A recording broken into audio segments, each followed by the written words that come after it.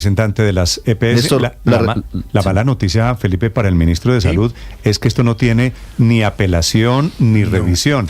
Esto lo cumple o lo cumple. Y la respuesta es una resolución retaliatoria, Felipe, que ya nos va a contar Nicole Buitrago, una resolución que acaban de emitir en la que no hablan de los pagos pendientes, pero sí ponen muchos más requisitos y trabas para el cálculo de los presupuestos máximos. Le cambian las reglas del juego a las EPS de qué hay que hacer para que desembolsen la plata. Sí, yo no suelo dar consejos, pero es que en la providencia del magistrado José Fernando Reyes, de una vez le dice que el ministro, si no cumple en el término, es decir, 48 horas, va a incurrir en los delitos de fraude, resolución judicial, prevaricato por omisión y cualquier otra sanción que establezca pero el Felipe, Código Penal. Yo no sé si entonces más le vale que se mida el corozo, porque ahora nos van a decir lo de la nueva resolución, pues el ministro puede acabar preso, ¿no?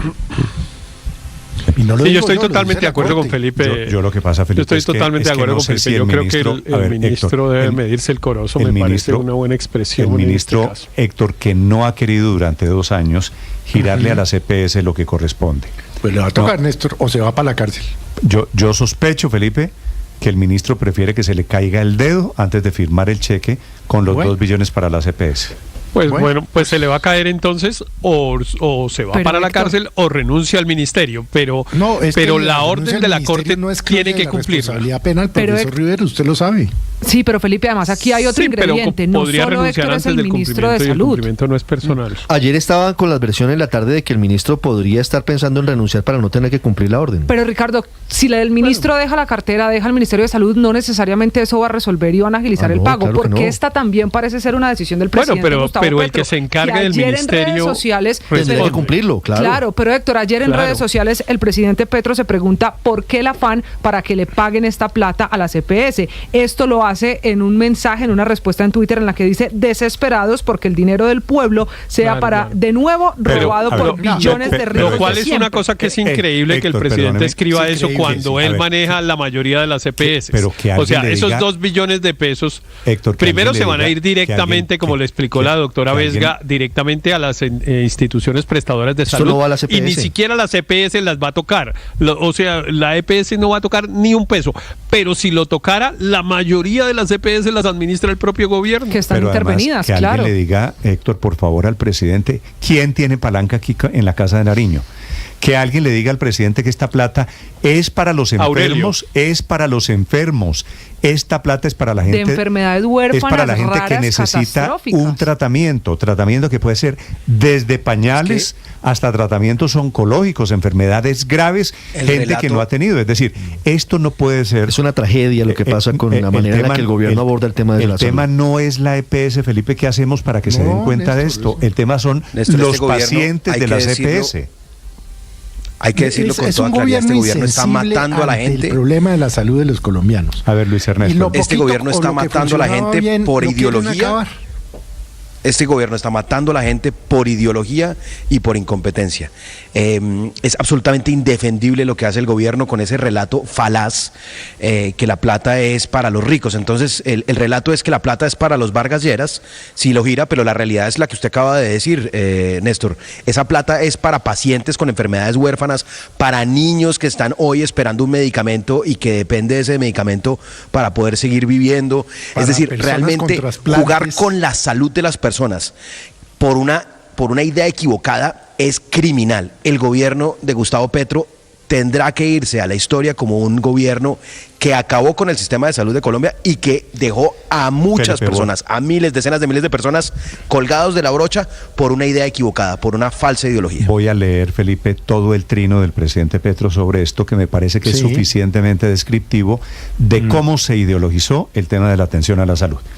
El presidente responde a un trino, el presidente, pues como usted sabe, gobierna a través de Twitter, y responde a un trino de la silla vacía. Porque no gobierna, pero bueno. Un trino, Felipe, a ver, focus aquí con el tema de salud. Sí, no. Concéntrate, Felipe, en el tema de salud. Hágale. La silla vacía publica un trino, que eso es otra historia, diciendo que Vladimir Fernández, el magistrado que llegó allí ternado por el presidente, no ha querido firmar los autos estos de los que estamos hablando. Son dos, pero para no entrar... Lo firmó ayer en la tarde porque estuvo demorada la Claro, firma. esa publicación de la silla es el lunes, claro. y ayer el doctor Vladimir Fernández firmó uno. Según la información de la silla, faltaría uno, sería el más grande, el de que es el que ordena recalcular la unidad de pago por capitación. Entonces el presidente... Pero lo curioso es que el doctor Fernández salvó el voto y decía que estaba leyendo la decisión a pesar de que ya tenía previsto votar negativo. Llegó al escritorio. La decisión aparentemente se tomó desde el año entrante, desde el año pasado. 10 de diciembre. Del año pasado, sí. Y el presidente Petro, Héctor, coincidió con la vacancia judicial. Me parece a mí que el presidente Petro comete un error defendiendo a Vladimir Fernández.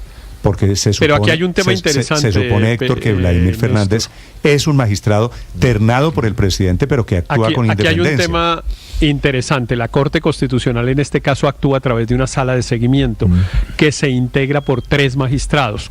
El uno, que es el que la preside, que es el doctor José Fernando Reyes. Y lo acompañan Vladimir Fernández y el doctor Antonio José Lizarazo, que estará en ese cargo pues solamente hasta el próximo 5 de febrero. 3 semanas, creo que 3 semanas. Le quedan un par de semanas. Y ahí entonces lo reemplazará el doctor Miguel Polo. Entonces, mire usted que las decisiones en la sala de seguimiento se están tomando 2 por 1, porque el doctor Fernández, siempre salva su voto. Esta no es la primera vez que salva el voto. Ha salvado el voto pues prácticamente en todas las decisiones anteriores. Entonces la pregunta es: ¿cuál va a ser la postura que va a tomar el nuevo magistrado Polo? Porque de él va a depender la mayoría en esta sala de seguimiento en particular. Leo el trino del presidente, digo, Felipe, que me parece que es un error y que no le hace bien al magistrado Vladimir Fernández que el presidente Petro esté defendiéndolo públicamente. Entonces, comentando la actitud de Fernández, el presidente se pregunta: desesperados porque el dinero del pueblo, se refiere al dinero de la salud, dice el presidente, sea de nuevo robado por billones por los ricos de siempre, que esta es la narrativa del presidente, Felipe, increíble. Que le diga eso a las personas que no tienen el presidente sabe que es una enfermedad huérfana, el presidente sabe que es una enfermedad catastrófica. Que se lo diga a ellos. No debe saber porque está muy mal asesorado. Entonces, Néstor, pero hay que ponerle... Y termino de leer, Aurelio, el trino del presidente, porque estos son 2 preguntas. La segunda es: ¿no pueden enriquecerse de manera decente solo con la vida del pueblo?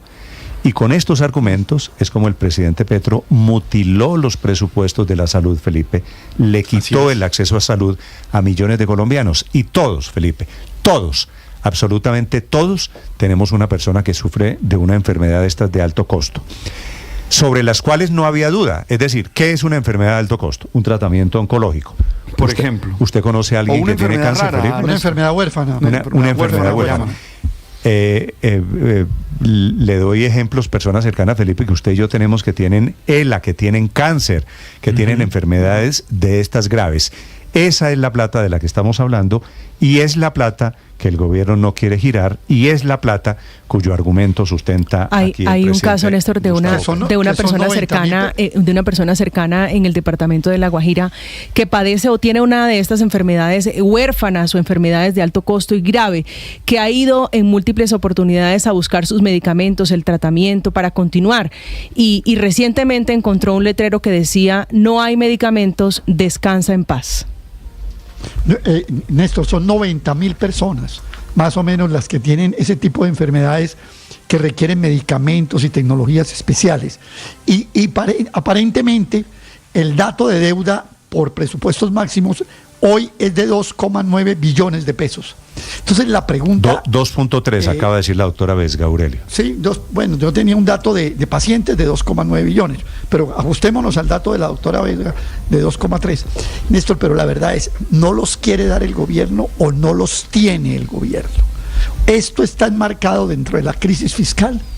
Esto es parte de los aplazamientos de pagos o de recortes porque el país le da prioridad al pago de la deuda antes que cumplir una serie de obligaciones.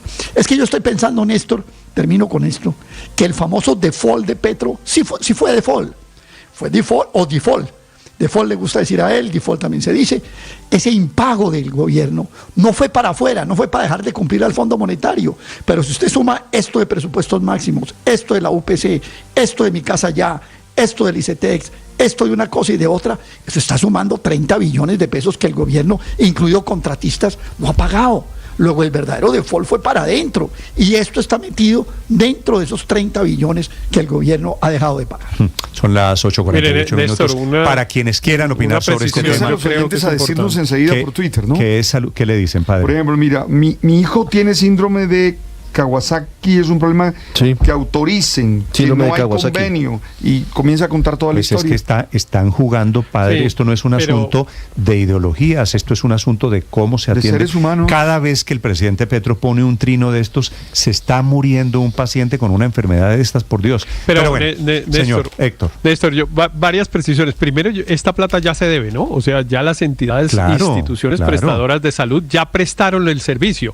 No es que haya unas personas que estén buscando el servicio y no se lo hayan dado. Lo dijo aquí la semana pasada. Es que ya se lo dieron que el ministro y las dice instituciones están esperando que les paguen. Que están al día. Es que el ministro dice que están al día. Es que es muy difícil cuando... Sí, están al día en la UPC, pero no en los presupuestos máximos. Pero lo segundo, Néstor, es que no solamente los presupuestos máximos no solamente son para las enfermedades huérfanas y estas que ustedes estaban mencionando. En general es para todos los servicios que no están incluidos en el plan de beneficio. Entonces, por ejemplo, hay pañales de personas que pues tienen incontinencia por alguna razón, en fin, necesitan el pañal, pero siempre ha habido discusión si eso está incluido en los planes de beneficio o no, y entonces cuando les suministran el pañal los pagan por presupuestos máximos. Otra cosa que no está incluida, por ejemplo, es el del acompañamiento, cuando se necesita que una persona necesita acompañamiento permanente porque no puede valerse por sí sola, entonces pagan la enfermera, eso también va por presupuestos máximos. O sea,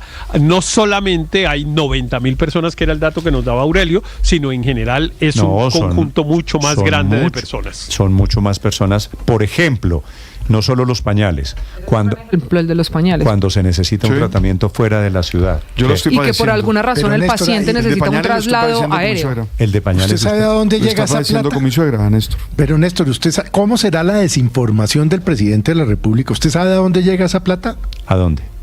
No llega a las EPS. Directamente al prestador. Directamente a las IPS. Que lo acaba de decir la doctora Vesga. Esa plata está comprometida.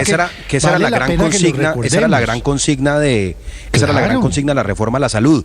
Que la plata no se quedara en las EPS, sino que llegara directamente no está llegando a quienes la prestan, que son las IPS. Hospitales tampoco. Felipe, pero es que como eso las está llegando a los médicos. Las EPS son como el coco cuando usted era chiquito, que le decían, Felipe, tómese la sopa porque viene el coco. símbolo de ese relato falaz. Entonces, pero mire, Néstor, ¿sabe por qué las EPS son el símbolo de la corrupción y de la ignominia? Me complace estar de acuerdo con mi compañero Luis Ernesto.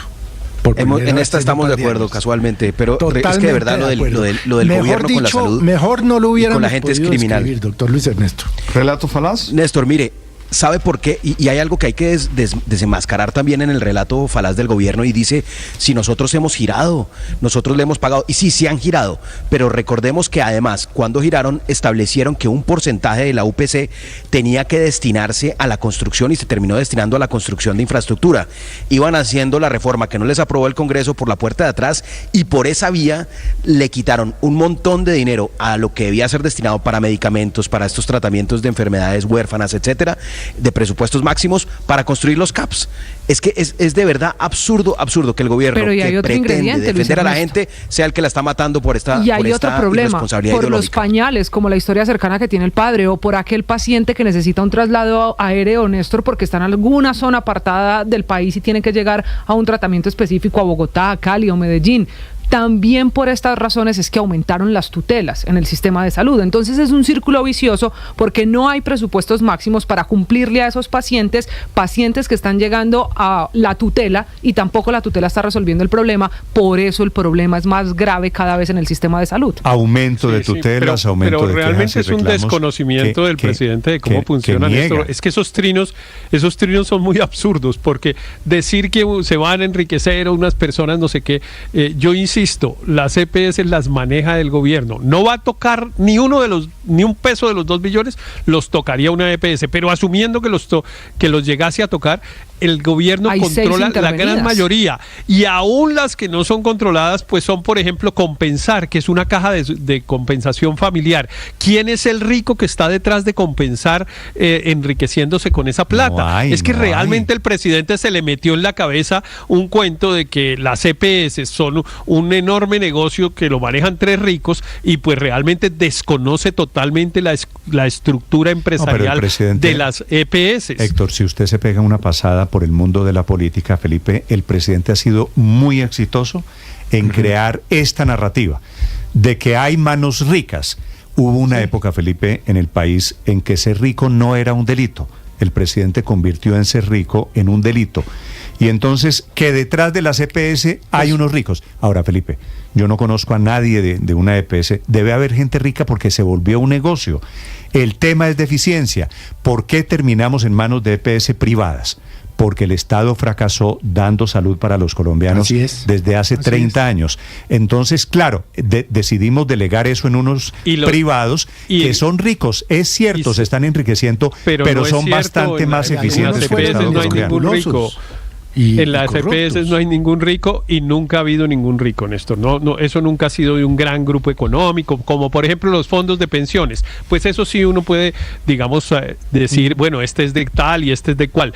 Pero en las EPS eso nunca ha sido así, porque entre otras cosas, el presidente desconoce, Néstor, que realmente quienes ganan plata, y lo hacen legítimamente porque es su trabajo, son las IPS. Esas son las que ganan plata, los laboratorios, los que hacen las radiografías, los que suministran las drogas, es la lejana herencia, esos son los que ganan plata, no la EPS. Es la lejana herencia del señor Palacino en Saludcop. ¿Usted se acuerda de Palacino? Que además la cooperativa, la Saludcop era una cooperativa. ¿Ustedes saben quiénes eran dueños de la cooperativa? Entre otras cosas, la cooperativa de profesores de la Universidad Nacional. Era uno de los 4 o 5 cooperativas que integraron Saludcop. No había detrás un rico. El señor Palacino se robó una plata, que es distinto, pero la empresa, que realmente es una víctima de un gerente inescrupuloso, pues no era de ricos, era de unas cooperativas, entre otras de profesores de la Universidad Nacional, de la que forman parte una buena parte de los miembros del gabinete del presidente Petro. El discurso de lucha de clases es rentable históricamente, usted lo sabe. El discurso entre ricos y pobres y ponernos a enfrentar, que es el motor del marxismo, es rentable. Sigue dando créditos. Pero padre, hoy los pacientes seguro, sin medicamentos, con líos para que les asignen una cita, no van a ponerse a reparar en las teorías. Padre, ahí donde están fallando. En las teorías ideologizadas del presidente de la República. Ellos necesitan que los atiendan. Padre, no va a preguntar quiénes son los responsables. Una cosa. Dígame. Felipe, para terminar. Sí. Los marxistas, los comunistas, los izquierdistas, los petristas también se enferman. Y a ellos también les dan pronósticos y diagnósticos con enfermedades de alto costo. Así que esto no es un tema de ideologías, porque ellos también van a necesitar ese sistema de salud, que es el que se ahogó por falta de plata. Y hay otra pregunta, si esto es un tema de ideología, dijo el propio gobierno que interviniendo las EPS se resolvía el problema, y en esas EPS que están intervenidas tampoco hay presupuestos máximos, tampoco se están entregando pañales al día, tampoco hay cómo garantizar la atención de unos pacientes que, sin importar si están o no en una EPS intervenida, lo único que quieren es que los atiendan. Estás escuchando Blue Radio.